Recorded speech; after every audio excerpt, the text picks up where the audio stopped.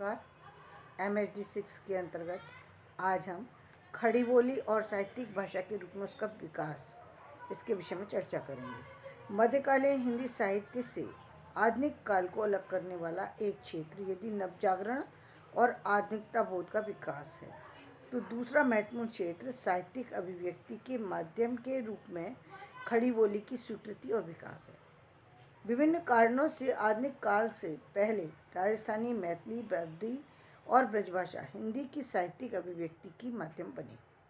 खड़ी बोली को तो आधुनिक काल में पहले गद्य की भाषा के रूप में और बाद में पद्य या काव्य की भाषा के रूप में ही स्वीकृति मिली। इसका अर्थ ये नहीं है कि खड़ी बोली आधुनिक काल में ही जन्मी।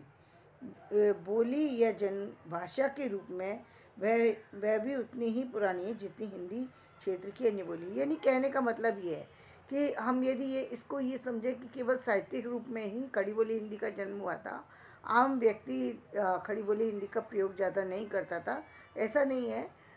ये 1800 के बाद से ही खड़ी बोली का प्रयोग लोगों ने करना प्रारंभ किया था, लेकिन उसका रूप उतना व्यापक रूप से फैला हुआ नहीं था जितना समृद्ध आज हम देख पा रहे हैं। खड़ी बोली मूलतः हिंदी और मेरठ के आसपास बोली जाने वाली बोली है। इसका जन्म 11वीं शताब्दी में अपभ्रंश से वैसे ही हुआ जैसे अन्य हिंदी बोलियों का हुआ। खड़ी बोली पुकारी जाने से पहले यह हिंदी भी ये दक्षिणी हिंदी के नाम से पुकारी जाती थी। जैसे हमने उसको प्राकृत बताया कि प्राकृत को पहले हिंदी के नाम से जाना जाता था क्योंकि ये उर्दू युक्त थी। सबसे पहले 1803 में और उसके बाद यानी 1000 ईस्वी के बाद जो उसका दोबारा से जब वो आगे बढ़ी तो 1803 में लल्लू लाल जी और सदल मिश्र ने इसे खड़ी बोली का नाम दिया।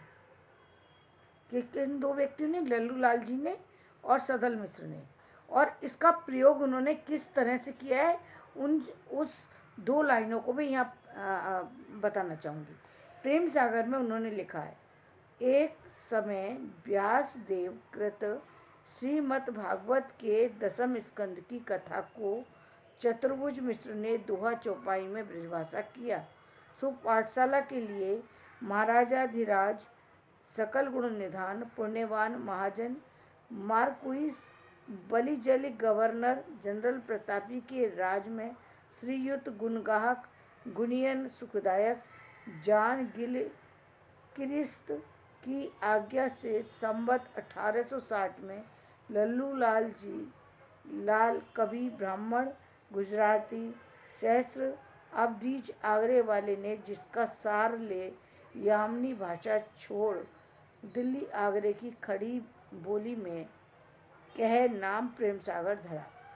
यानी इन्होंने ये खड़ी बोली में लिखा है 1805 में, जिसको लल्लू लाल जी ने जो है प्रेम सागर प्रेम सागर में ये चीज़ आई है, इसको बताया है लल्लू लाल जी ने।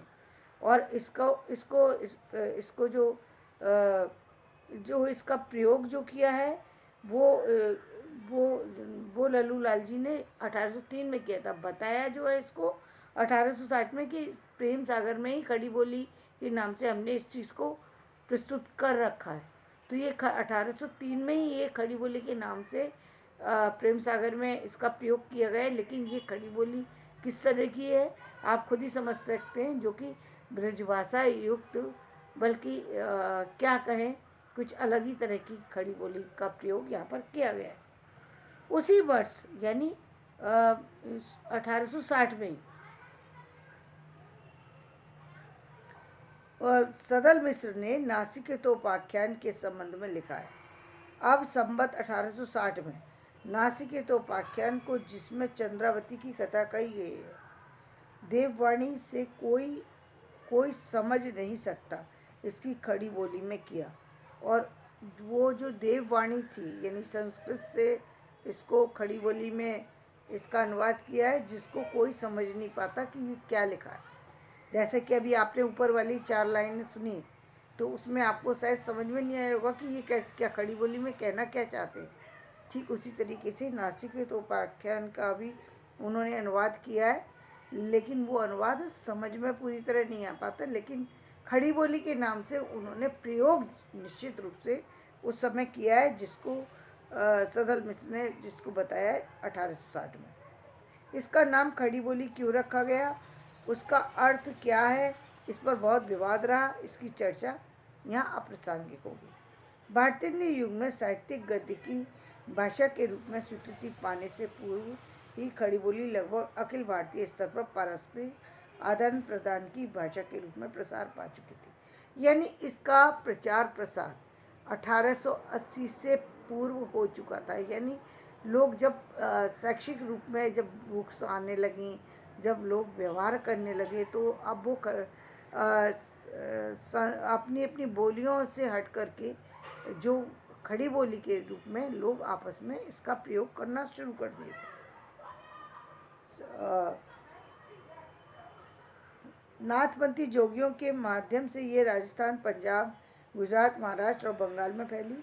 दक्षिण और महाराष्ट्र के महानुभाव और वारकरी आदि पंथों के संतों ने इसका दक्षिण में प्रचार किया। कबीर पंथियों और सिखों ने इसे अपने अपने प्रभाव क्षेत्र में प्रचारित किया। 12वीं शताब्दी में ये बरार, हैदराबाद, महाराष्ट्र और मैसूर आदि क्षेत्रों में भी प्रचलित हो गई। यानी ये बताना चाहते हैं कि ये खड़ी बोली हम देख तो जैसी 1803 में प्रयोग की गई है, वैसी पहले भी थी, और इसका प्रयोग इन लोगों ने किया, जिसको हम उस समय के मिले हुए ग्रंथों में देख सकते हैं। दक्षिण संतों और मुसलमानों के सम्मिलित प्रभाव से इसका जो स्वरूप विकसित हुआ वह दक्षिणी हिंदी कहलाया। दिल्ली के आसपास के व्यापारी भी इसे बाजार की भाषा के रूप में भारतवर्ष के विभिन्न भागों में ले गए। अखिल भारतीय, यानी बाजार के भाषा के रूप में, यानी व्यापार के रूप में, अखिल भारतीय स्तर पर जितना प्रचार प्रसार खड़ी बोली का हुआ, उतना हिंदी की किसी अन्य बोली या विभाषा का नहीं हुआ। व्यवहार के माध्यम भाषा के साथ साथ यह धर्म, शासन, व्यापार और साहित्य के भाषा के रूप में भी विकसित हुई। धर्म, शासन यानी राजनीतिक गतिविधियों में, और व्यापार और साहित्य में भी इसका विकास हुआ, जिसका बदलता हुआ स्वरूप जो है वो भारतीय युग में देखते हैं। इसके आगे की चर्चा हम कल अपने दूसरी जो टॉपिक पर करेंगे। धन्यवाद। मेरा वीडियो पसंद आए इसे लाइक करें, शेयर करें, सब्सक्राइब करें।